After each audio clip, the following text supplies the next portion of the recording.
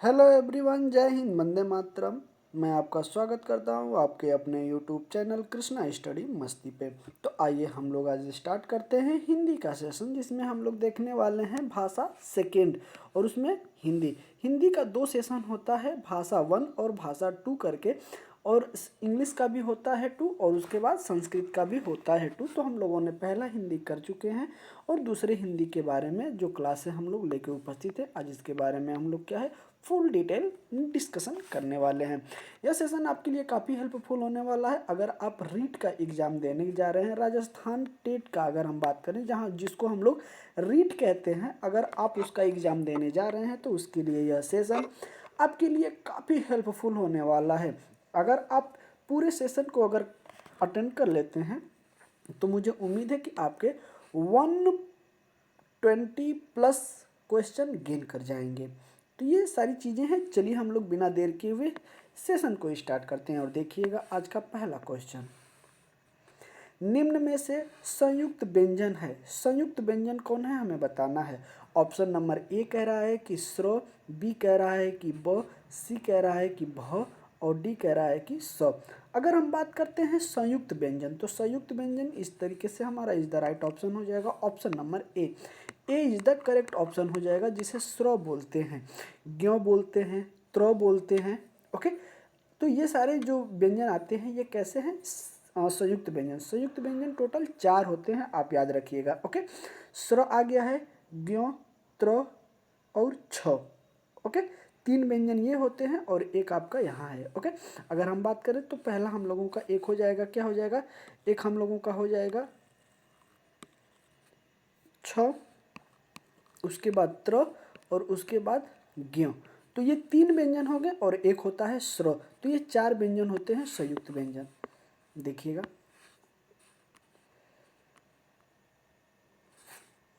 देखिएगा हिंदी वर्णमाला में 4 संयुक्त वर्ण होते हैं, छ, त्र, ज्ञ और स्र को संयुक्त व्यंजन कहते हैं। हिंदी वर्णमाला में कुल 12 वर्ण होते हैं और 11 क्या होते हैं, स्वर होते हैं, शेष व्यंजन वर्ण होते हैं। ओके, आइए आगे चलते हैं। देखिएगा बड़े ध्यान से।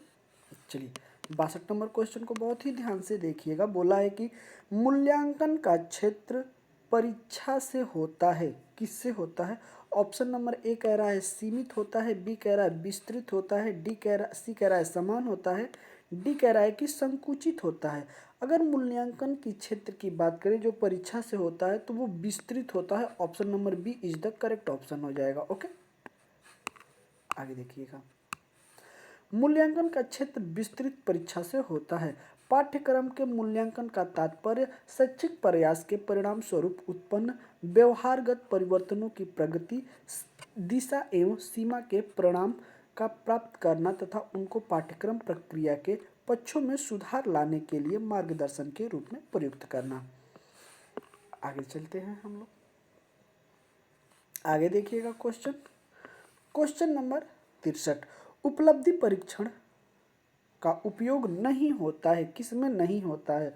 ऑप्शन नंबर ए कह रहा है कि वर्गीकरण, बी कह रहा है कि श्रेणी विभाजन, सी कह रहा है कि शिक्षक की कठिनाई का निदान, और डी कह रहा है कि शैक्षिक निर्देशन।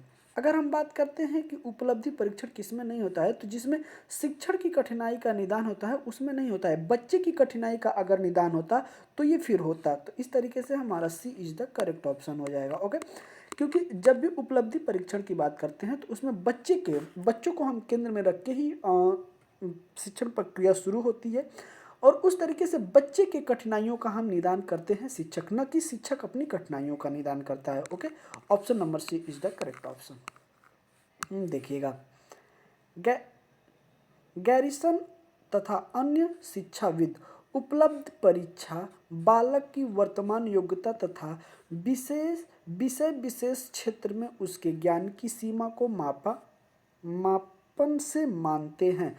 वर्गीकरण, क्षेत्रीय श्रेणी विभाजन एवं शैक्षिक निर्देशन इसके उपयोगी अंग हैं। शिक्षक, थोड़ा सा यहाँ मिस्टेक हो गया, अब इसको करेक्शन कर लीजिएगा। कठिनाई का निदान इसमें सम्मिलित नहीं किया जाता है कि चिकित्सात्मक अध्यापन को कहा जाता है? क्या कहा जाता है हमें बताना है। ऑप्शन नंबर ए कह रहा है निदान, बी कह रहा है उपचार, सी कह रहा है निदान व उपचार और डी कह रहा है उपलब्धि। अगर आप किसी भी चिकित्सा में जाते हैं, ओके, तो वहाँ पे आपका उपचार किया जाता है। क्या किया जाता है? उपचार किया जाता है। Option number B is the correct option. वहाँ पे निदान नहीं किया जाता, ओके, ना ही कोई उपलब्धि हासिल की जाती है, वहाँ पे उपचार किया जाता है लोगों का। तो option number B is the correct option. देखिएगा, चिकित्सात्मक अध्यापन अध्ययन उपचार पद्धति को कहा जाता है। कक्षा में बिछड़ेपन के कारण मंद बुद्धि, त्रुटिपूर्ण अध्यापन, स्वास्थ्य दोष, विपरीत परिस्थितियों इत्यादि का निराकरण निम्न विधियों जिसे टोली बनाकर, विश्वास उत्पन्न कर कर, शिक्षण विधि में सुधार, सहानुभूतिपूर्ण व्यवहार आदि, ये अगर हम बात करें तो ये सारे के सारे कैसे हैं? चिकित्सात्मक अध्यापन कार्य संपन्न किया जाता है इनके जरिए। आगे चलते हैं।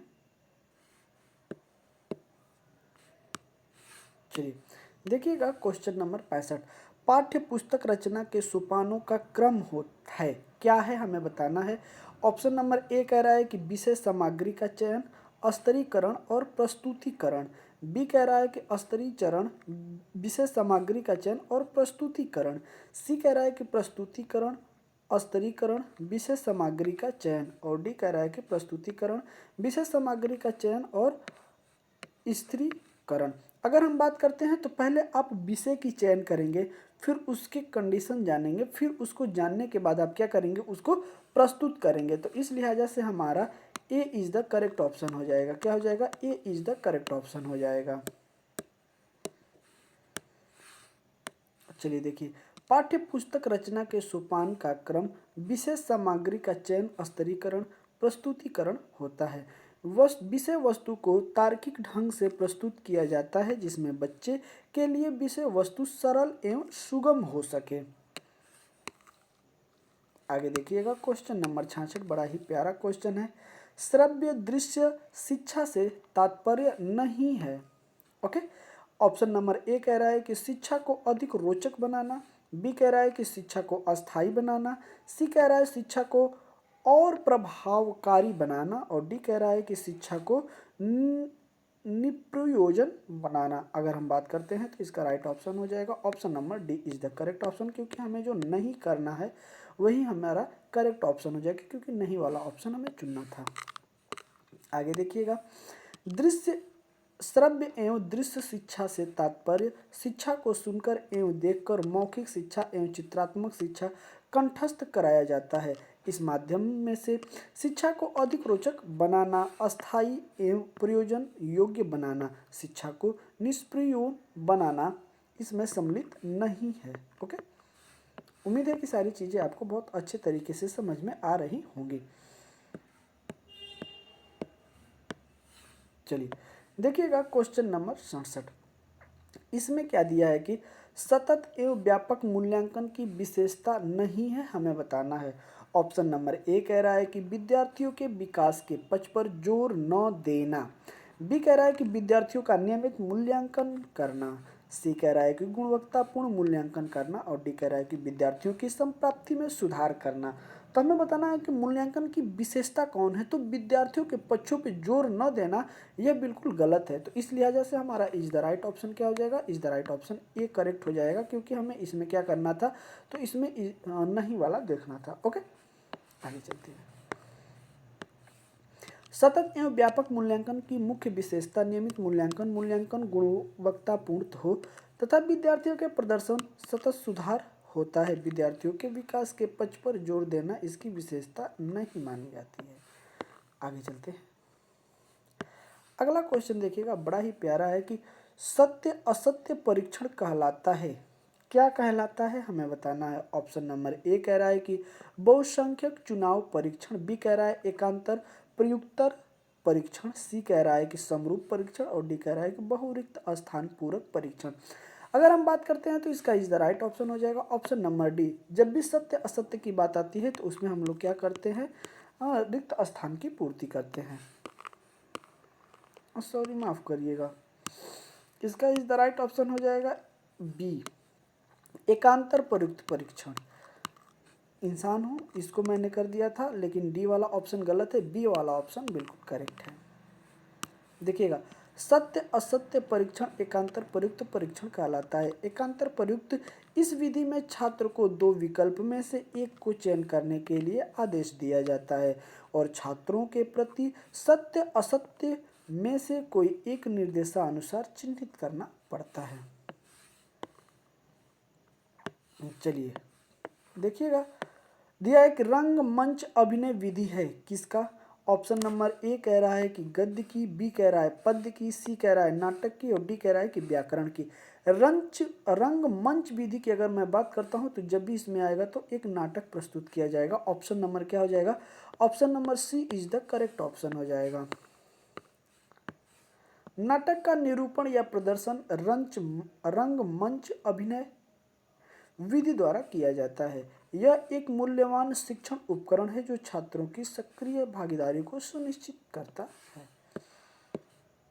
चलिए देखिएगा, अगला क्वेश्चन बड़ा ही प्यारा है, सॉरी माफ करिएगा, कि भाषा प्रयोग एक कौशल से संबंधित पक्ष नहीं है। हमें क्या करना है? नहीं है, ये ध्यान में रखना है। ऑप्शन नंबर ए कह रहा है कि भाषा ज्ञानमय है, बी कह रहा है भाषा अभ्यासमय है, सी कह रहा है भाषा एक सामाजिक व्यवहार है और डी कह रहा है कि भाषा एक अनुवादात्मक है।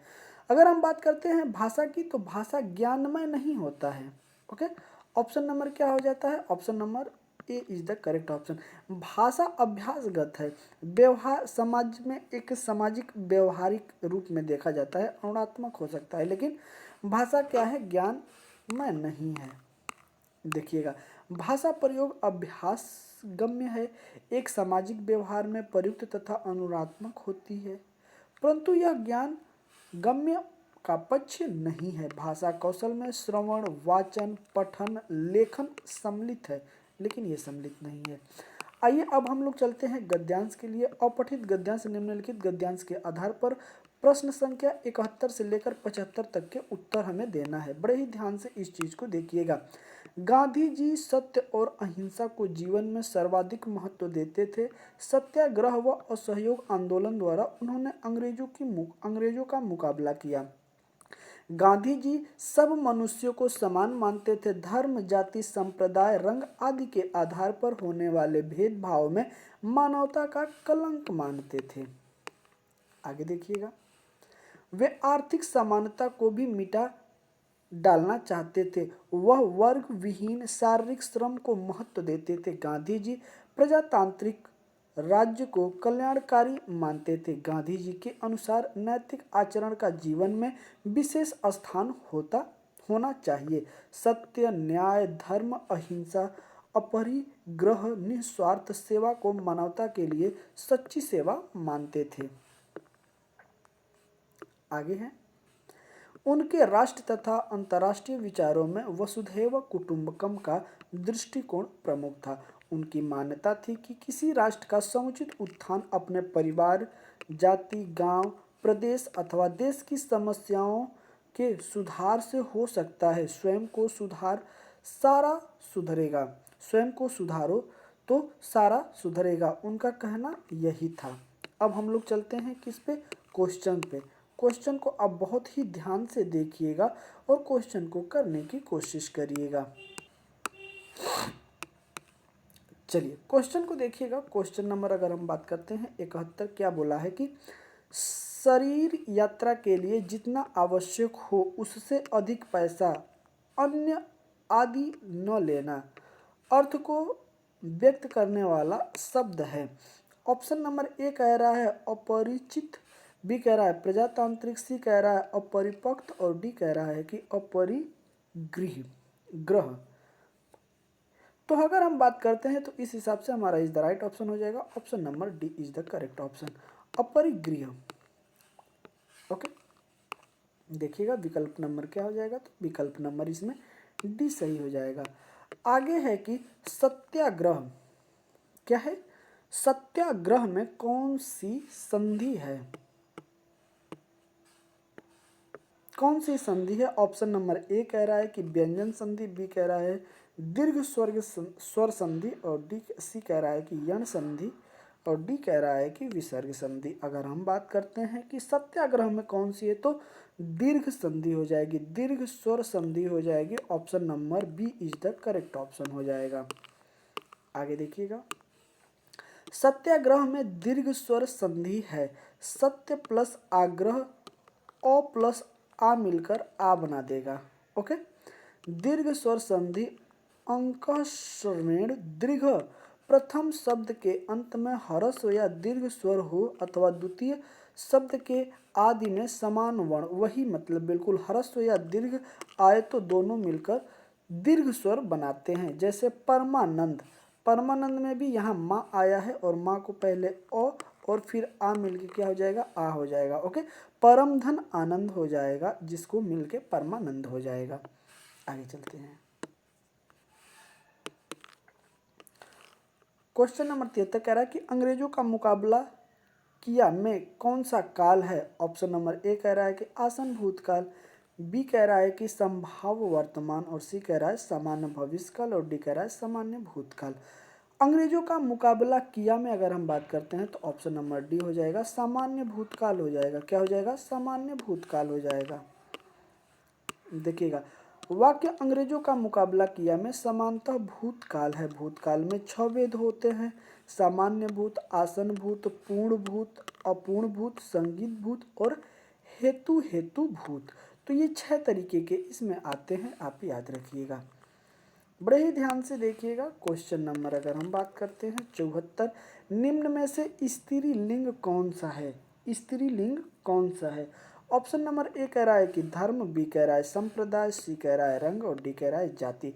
अगर हम बात करते हैं तो स्त्रीलिंग की अगर हम बात करते हैं तो इसका is the right option D हो जाएगा। किसी जाति का अगर हम बोध कराते हैं, ओके, जाति जो है इसमें छोटी ई की मात्रा है, इसलिए यह क्या हो जाएगा, स्त्रीलिंग हो जाएगी। ओके,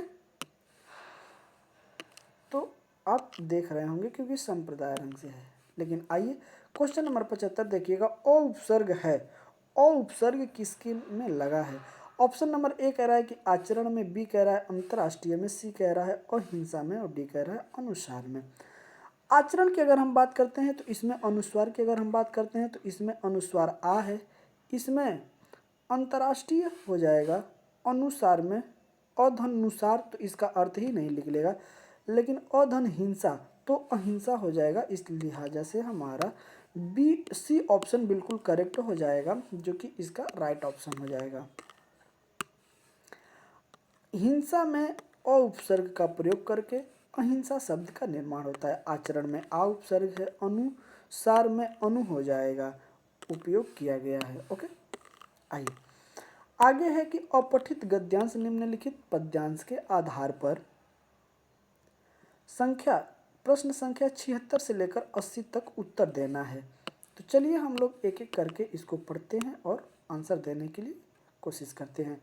मैं जीवन का भीषण दुर्लभ प्रलयंकर तूफान लिए हूँ, अपने दिलों में मर मिटने का मैं स्वर्णिम अरमान लिए हूँ। जिसको सुन रिपु के दिल टूटे, मैं वह गौरव गान लिए हूँ।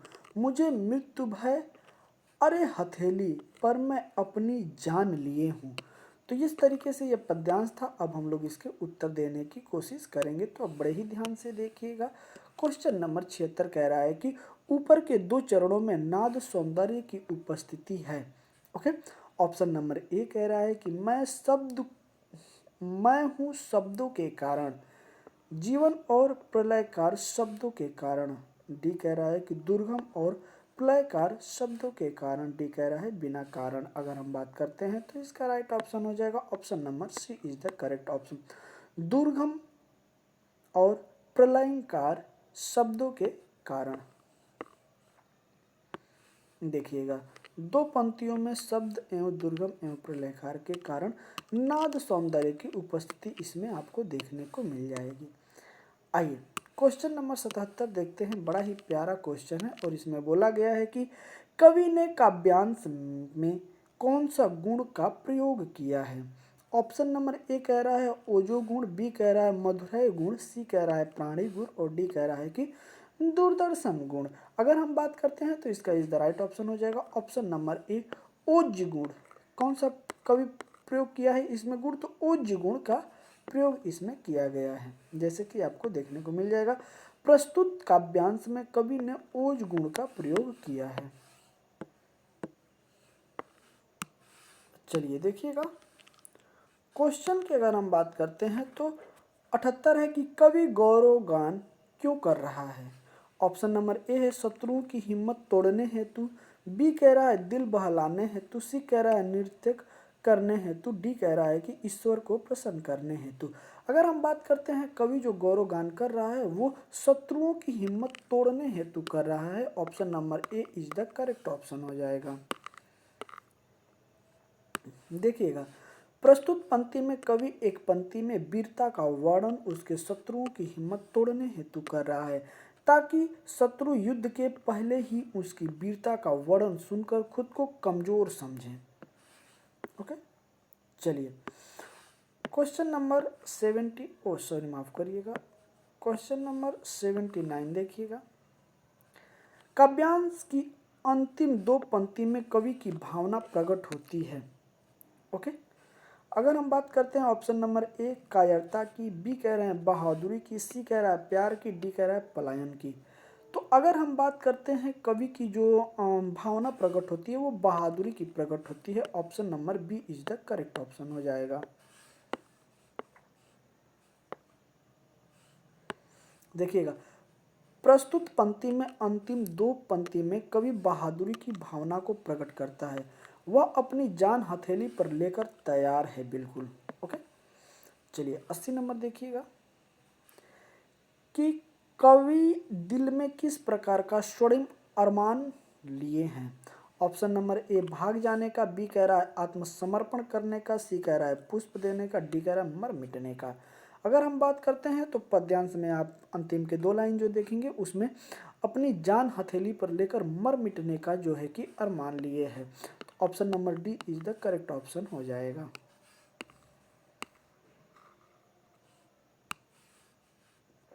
प्रस्तुत पंक्ति में कवि अपनी विजय प्राप्ति हेतु मर मिटने का स्वर्णिम अरमान लिया हुआ है। चलिए क्वेश्चन देखिएगा, क्वेश्चन नंबर क्या है हम लोगों का? क्वेश्चन नंबर 81, निम्न में से मुहावरा नहीं है, कौन सा मुहावरा नहीं है? ओके, ऑप्शन नंबर ए कह रहा है कि अंग लगना, बी कह रहा है अंगारे उगलना, सी कह रहा है अंत भला तो सब भला, डी कह रहा है कि अंग भंग फरकना। अगर हम बात करते हैं तो इसमें मुहावरा नहीं है तो हो जाएगा हमारा is the right option C, अंत भला तो सब भला। यह लोकोक्ति है न कि मुहावरा है। मुहावरा और लोकोक्ति में अंतर होता है, ये आप याद रखिएगा। तो यह क्या है? लोकोक्ति है। चलिए देखिएगा, दिए गए विकल्पों में अंग लगना मतलब स्वस्थ होना, अंगारे उगलना बुरा भला कहना, अंग अंग फड़कना कार्य को तैयार करना, तत्पर होना, कार्य को तत्पर होना। मुहावरे का जबकि अंत भला तो सब भला, जिसका अंत होता है उत्तम वही उत्तम कार्य है। तो यह एक लोकोक्ति है, कहावत है, मुहावरा नहीं है। चलिए देखिएगा क्वेश्चन नंबर 82 कि दुष्ट लड़के उधम मचाते हैं, वाक्य में उद्देश्य क्या है? ऑप्शन नंबर ए है कि लड़के, बी कह रहा है दुष्ट, सी कह रहा है उधम और डी कह रहा है कि मचाते हैं। तो उद्देश्य क्या है हमें ये देखना है, तो उस हिसाब से हमारा इज द राइट ऑप्शन हो जाएगा। इसका इज द राइट ऑप्शन हो जाएगा option number B is the correct option. क्या हो जाएगा? दुष्ट। दुष्ट जो है वो क्या हो जाएगा? तो वाक्यांश के लिए उद्देश्य हो जाएगा। ओके, आगे चलते हैं। देखिएगा, दिए गए वाक्य दुष्ट लड़के उधम मचाते हैं में 8 में दुष्ट उद्देश्य का विस्तार है। ओके, दुष्ट विशेषज्ञ विशेषण भी है। आगे देखिएगा, अगला है 83 नंबर। बड़े ही प्यार से देखिएगा कि शायद आज रोशनी गुल हो जाए और सिनेमा न हो। ओके, इस वाक्य का अर्थ की दृष्टि से वाक्य भेद होगा क्या? ऑप्शन नंबर ए है संकेतवाचक, बी कह रहा है विधानवाचक, सी कह रहा है कि इच्छा बोधक और डी कह रहा है संदेहवाचक। आज शायद शायद आज रोशनी गुल हो जाए, जिससे सिनेमा न हो। तो यह एक क्या है, संदेहवाचक है वाक्य। कौन सा है, संदेहवाचक है, इसमें कोई भी चीजें कंफर्म नहीं है, शायद लगा है। आगे देखिएगा, वाक्य शायद आज रोशनी गुल हो जाए और सिनेमा न हो में संदेहवाचक भेद है। अर्थ की दृष्टि से वाक्य के 8 भेद होते हैं। विधिवाचक, निषेधवाचक, आज्ञावाचक, प्रश्नवाचक, विस्मयवादक वाचक, संदेहवाचक और इच्छावाचक, संकेतवाचक। तो ये 8 प्रकार के होते हैं, आप याद रखिएगा। आइए क्वेश्चन नंबर 84 देखिएगा, बड़ा ही प्यारा को सॉरी माफ करिएगा। वाक्य में ऐसे शब्द को जोड़ दिया जाए जिनके न रहने पर भी प्रसंग में कोई समझने में बाधा नहीं पड़ती। अध्याहार कहलाता है क्या? ऑप्शन नंबर ए है अर्थांतर, बी कह रहा है कल्पनातीत, और सी कह रहा है कि वाक्यार्थ, और डी कह रहा है कि अध्याहार। अगर हम बात करते हैं तो इसका राइट ऑप्शन हो जाएगा ऑप्शन नंबर डी, अध्याहार। अध्याहार। जब किसी वाक्य में ऐसे शब्दों को वाक्य से निकाल या छोड़ दिया जाए तो ऐसे शब्दों को अध्याहार शब्द कहते हैं।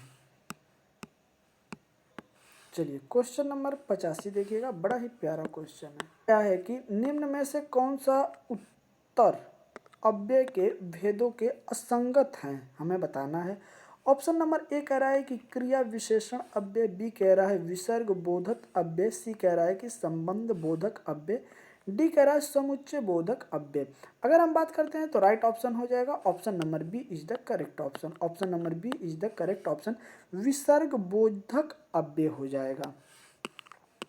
आगे देखिएगा, दिए गए विकल्पों में विसर्ग बोधक अव्यय अव्यय वर्ग में नहीं आता है। मुख्यतः अव्यय कालवाचक अव्यय, स्थानवाचक अव्यय, दिशावाचक अव्यय, स्थितिवाचक अव्यय, क्रिया विशेषण अव्यय, संबंध बोधक अव्यय, समुच्चय बोध अव्यय और विस्मया बोधक अव्यय होते हैं। आगे देखिएगा,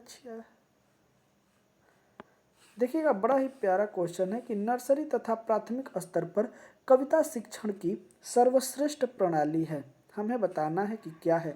ऑप्शन नंबर ए कह रहा है कि गीत तथा नाट्य प्रणाली, बी कह रहा है गीत तथा नाट्य प्रणाली, ये दोनों तो ऑप्शन बिल्कुल सेम लग रहे हैं। सी कह रहा है प्रश्न उत्तर या खंडावयन प्रणाली, और डी कह रहा है कि व्याख्या प्रणाली। अगर हम बात करते हैं तो इसका राइट ऑप्शन हो जाएगा option number A is the correct option. Okay, आगे चलते हैं, देखिएगा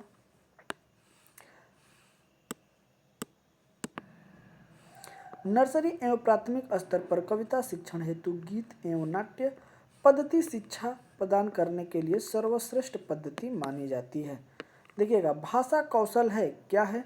ऑप्शन नंबर ए कह रहा है कि शिक्षण कराना, बी कह रहा है कि अधिगम कराना, और डी कह रहा है कि अनुदेशन कराना, और डी कह रहा है कि दक्षता प्राप्त करना। तो कौशल क्या है, दक्षता प्राप्त करना। Option number D is the correct option, क्योंकि जब भी भाषा कौशल की बात आती है तो हम उसके जरिए कुछ ना कुछ सीखने की कोशिश करते हैं। Option number D is the correct option. चलिए देखिएगा, भाषा कौशल एक दक्षता प्रदर्शन प्राप्त करना है जो छात्र शुद्ध तार्किक एवं व्याकरण के नियमों से परिपूर्ण भाषा का प्रयोग करता है, उसकी कौशल क्षमता उतनी अच्छी होती है, उतनी अच्छी मानी जाती है। प्रोजेक्ट विधि में शिक्षा प्रदान की जाती है। ऑप्शन नंबर ए कह रहा है कि सैद्धांतिक शिक्षा, बी कह रहा है जीवनोपयोगी शिक्षा, और सी कह रहा है कि बेसिक शिक्षा, और डी कह रहा है कि नैतिक शिक्षा। अगर हम बात करते हैं तो प्रोजेक्ट विधि में कौन सी दी जाती है, तो हो जाएगा हमारा option number B is the correct option. Option number B is the correct option, जीवनोपयोगी शिक्षा हो जाएगा। आगे देखिएगा, प्रोजेक्ट विधि में जीवनोपयोगी शिक्षा प्रदान की जाती है। दिए गए प्रोजेक्ट कार्य से छात्र स्वयं तथा उसी को अपनी क्षमता के अनुसार संपन्न करता है तथा किए गए कार्य को अनुभव भी करता है। जैसे किसी छात्र को विलुप्त जीव जंतुओं की विलुप्ति का कारण एवं उनके न होने से उत्पन्न भाव प्रोजेक्ट देने तथा छात्र किसी भी जीव के जीवन का महत्व अच्छे से क्या करता है, समझ सकता है। आगे देखिएगा, क्वेश्चन नंबर हम लोगों का है 89। प्रस्तावना का मुख्य उद्देश्य है, क्या है? ऑप्शन नंबर ए कह रहा है कि उद्देश्य कथन करना, बी कह रहा है प्रस्तुतिकरण करना, सी कह रहा है नवीन ज्ञान ग्रहण हेतु तत्पर करना, और डी कह रहा है कि सामान्यकरण करना। अगर हम बात करते हैं प्रस्तावना, जब भी हम देखते हैं किसी चीज़ का, तो होता है नवीन ज्ञान ग्रहण करने हेतु तत्पर करना। Option number C is the correct option हो जाएगा। Option number C is the correct option हो जाएगा। आगे देखिएगा, किसी पुस्तक में प्रस्तावना का मुख्य उद्देश्य नवीन ज्ञान ग्रहण करने हेतु तत्पर करना होता है। प्रस्तावना के माध्यम से पुस्तक की मुख्य विषय वस्तु प्राप्त हो जाती है, जिससे पुस्तक के अध्ययन में रुचि जिज्ञासा उत्पन्न होती है।